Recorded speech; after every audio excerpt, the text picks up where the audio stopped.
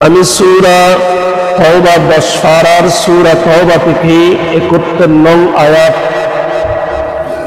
অংশ বিশেষ আপনাদের খেদমতে আজকের খুতবা হতে তেলাওয়াত করেছি, যেটার বিষয়বস্তুর মধ্যে অন্যতম বিষয়বস্তু হলো মানুষদেরকে সৎ পথে আহ্বান করার একটা ইয়ামুরুনা বিল মারুফ, এই দুইটা শব্দ এখানে তেলাওয়াত করেছি। সেটার দিকে ইনশাআল্লাহ আল্লাহ এবং রাসূলের মেহেরবানি হলে সার সংক্ষেপ আলোচনায় নির্দিষ্ট সময়ে ইতি টানব, আল্লাহ এবং রাসূলের মেহেরবানি যদি হয়।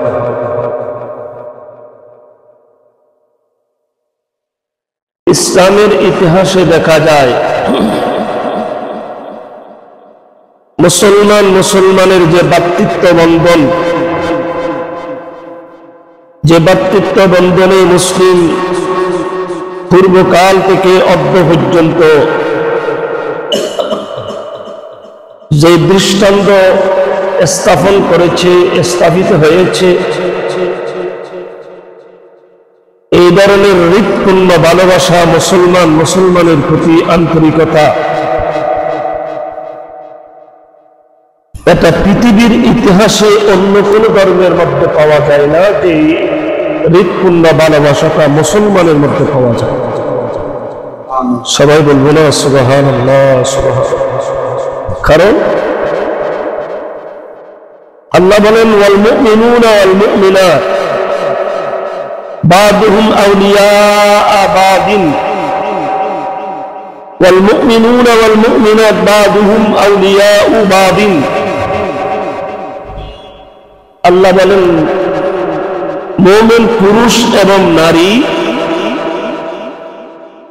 একজন অপরজনের বন্ধু। সুবহানাল্লাহ বলি। মুসলমান পুরুষ এবং নারী একজন অপরজনের বন্ধু।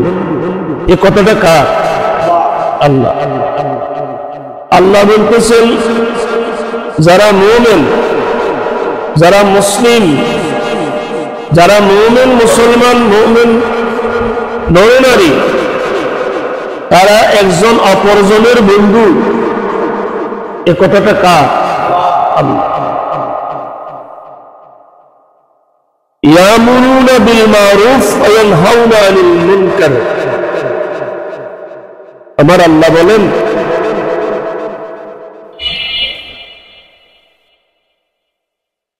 তারা ইয়ামুরুনা বিল মারুফ, তারা সৎ কাজে আদেশ দেয়, ওয়া ইয়ানহাউনা আনিল মুনকার, এবং অসৎ কাজে নিষেধ করে। এই কাজটা হচ্ছে মুমিনের কাজ, মুমিন মুমিনাতের কাজ। উচ্চস্বরে বলি না সুবহানাল্লাহ। এটা যখন হয়ে যায়, যেমন ইসলামের প্রারম্ভে ইসলামের স্তম্ভগুলো একসাথে অবতীর্ণ হয় নাই। নামাজ, রোজা, হজ, যাকাত, শরীয়তের বিধিবিধান, এটা পর্যায়ক্রমে এক একটার উপলব্ধির ক্ষেত্রে, বাস্তবতার ক্ষেত্রে আল্লাহর পক্ষ থেকে বিধান নাযিল হয়েছে কোরআনে কারীমের মাধ্যমে। এক একটা এক এক সময়ের প্রেক্ষিতে আমাদের জন্য এই জিনিসগুলো আল্লাহর পক্ষ থেকে শরীয়তের অবতীর্ণ হয়েছে। উচ্চস্বরে বলি না সুবহানাল্লাহ। তো মুসলমান নরনারী যখন একজন অপরজনের বন্ধু, আল্লাহ বলেন তারা সৎ কাজে আদেশ দেন এবং অসৎ কাজে বাধা প্রদান করে। অর্থাৎ অন্যায় কাজ যদি কোনো পরিবারের আমার বন্ধুর আমার সামনে হয়, এটা তাকে বলা হয় এটা ভালো না, ভালো কাজ না। তখন ইসলামের স্তম্ভের কথা আরেকটা বলা হয়েছে, ওয়া ইয়াকিমুনাস সালাতা ওয়া ইউতুনাজ যাকাতা মানুষের মধ্যে যখন হৃদপূর্ণ ভালোবাসা স্থাপিত হয়ে যায়, তখন আল্লাহ বলেন, বান্দারে তোমরা তো পরস্পর মহব্বতের পাত্র হয়েছ, তখন তোমরা নামাজ আদায় করো। এবং ইসলামের আরেকটা রুকুন, আপনি ধনবান শক্তিশালীবান আর্থিক মানসিক অনেক ধনবান করেছেন, তোমাদের একটা গরিবের হক আছে যার নাম যাকাত। নামাজ আদায় করো এবং যাকাত প্রদান করো। উচ্চস্বরে বলি না সুবহানাল্লাহ। ওয়ায়ুতিউনাল্লাহ ওয়া রাসূলাহু, আল্লাহ বলেন বান্দারে পৃথিবীর কোন মানুষের অনুগত্য,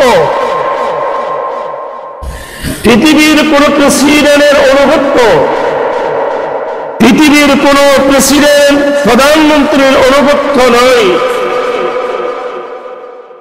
একমাত্র অনুগত্যর একমাত্র মডেল হচ্ছেন আল্লাহ এবং তার রাসূল। সুবহানাল্লাহ বলবো। আল্লাহ বলেন ওয়ায়ুতিউনাল্লাহ ওয়া রাসূলাহু, তোমরা আল্লাহ এবং রাসূলের অনুগত্য করো। সুবহানাল্লাহ বলি, আরো বড় করে বলি।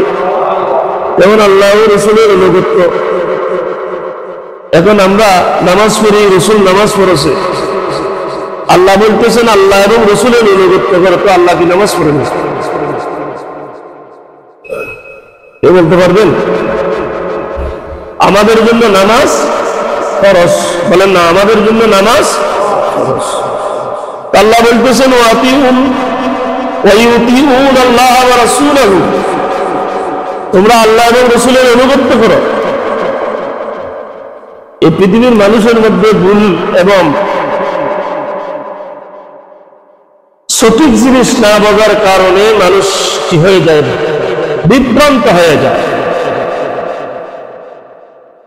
আল্লাহর নির্দেশ হলো আল্লাহর অনুগত্য, রাসূলের অনুগত্য করা। এখন রাসূল নামাজ পড়ে, আল্লাহ কি নামাজ পড়ে? বলেন না। আমাদের জন্য নামাজ ফরজ, রোজা ফরজ, হজ ফরজ, যাকাত ফরজ, এগুলো কি আল্লাহর জন্য ফরজ? হ্যাঁ, ফরজ করেছেন কে? আল্লাহর অনুগত্য বামানা, রাসূলের অনুগত্যের নাম হচ্ছেন আল্লাহ অনুগত্য। বলেন না আল্লাহ রাসূলের অনুগত্য মানি আল্লাহ অনুগত্য। তো এখন আপনি তো শিরিক বলবেন। আল্লাহর কাজকে, কোন ব্যক্তির কাজকে যদি আপনি আল্লাহর কাজ বলেন, সে শিরিক বলবেন, স্বাভাবিকগত শিরিক বলবেন আপনি।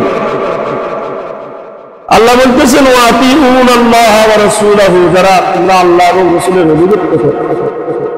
এখানে বুঝতে হবে শিরিকের সংজ্ঞা বুঝতে হবে, না হতো আপনি শিরিকের সংজ্ঞা না বুঝলে যে কোনো যে এদিকে এটাকে শিরিক বলে ফেলবেন। সঠিক ঈমানের উপর আমাদের থাকার তৌফিক দান করুন। আরো বড় করে বলি, এবার আমি বিস্তারিত আলোচনায় যাচ্ছি না, যেহেতু এই মাস অত্যন্ত সম্মানিত মাস, অত্যন্ত বুজুর্গ মাস, যে মাসের মধ্যে আমার নবী, দয়ার নবী, মায়ার নবী, রহমতুল লিল আলামিন লা মাকানের মধ্যে আল্লাহর দিদার লাভ করেছে, যেটাকে মেরাজুন নবী সকলে বলি সাল্লাল্লাহু তাআলা আলাইহি ওয়াসাল্লাম হয়েছে। আমার নবীর সর্বশ্রেষ্ঠ মুজিজাতুর রাসূল মেরাজুন নবী হয়েছে, এটা এই মাসের মধ্যে। কোরআন শরীফের মধ্যে আমি প্রায় সময় আপনাদেরকে বলি, দুই ভাগে বিভক্ত সূরার সময়ের মধ্যে মক্কি সূরা, মদনী সূরা। নামাজের, ঈমানের বিষয়, রোজার বিষয়, হজের বিষয়, যাকাতের বিষয় কোরআন নাযিল হয়েছে এক একটা সময়ে এক একটা প্রেক্ষিতে। কিন্তু ইসলামের দ্বিতীয় স্তম্ভ যে নামাজ, এই নামাজটা নাযিল এবং উপহার দিয়েছে লা মাকান। কোথায়? আল্লাহর দরবারে। রসুল যখন আল্লাহর কাছ থেকে আসছিলেন, এগুলো আমি ইনশাআল্লাহ আল্লাহ যদি হায়াত রিজিক সুস্থ রাখে মেরাজুন নবীর আগে আলোচনায় আসবো ইনশাআল্লাহ, যদি আল্লাহ যদি সুস্থ রাখে, হায়াত যদি রাখে এবং সুস্থ যদি থাকে। আল্লাহর দরবারের মধ্যে,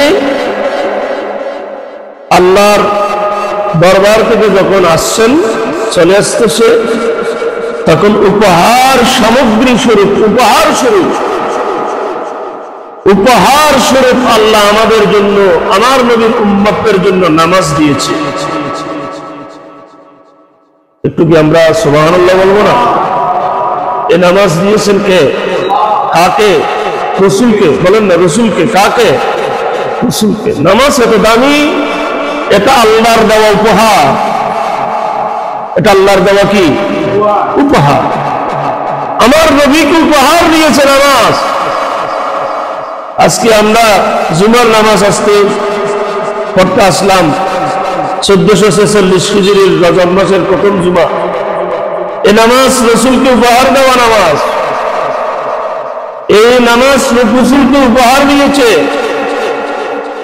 যে উপহার সামগ্রী আমার নবী নামাজ আদায় করেছে, সাহাবা নামাজ আদায় করেছেন, তাবিঈন নামাজ আদায় করেছেন, তবে তাবিঈন নামাজ আদায় করেছেন, যুগ যুগ ধরে কিয়ামত পর্যন্ত নামাজ আদায় করে আল্লাহর নৈকট্য হাসিল করবে। এটা আমার নবীকে দেওয়া উপহার। সুবহানাল্লাহ বলি। সে নামাজের মাধ্যমে সাহাবী হয়েছে, তাবিঈন হয়েছে, তবে তাবিঈন হয়েছে, আইম্মায়ে মুজতাহিদিন হয়েছে, আইম্মায়ে সালফে সালিহিন হয়েছে। যুগে যুগে কালে কালে সমগ্র জগতের মধ্যে আল্লাহর মকবুল অর্জন করেছে নামাজের মাধ্যমে। উচ্চ স্বরে বলি না সুবহানাল্লাহ।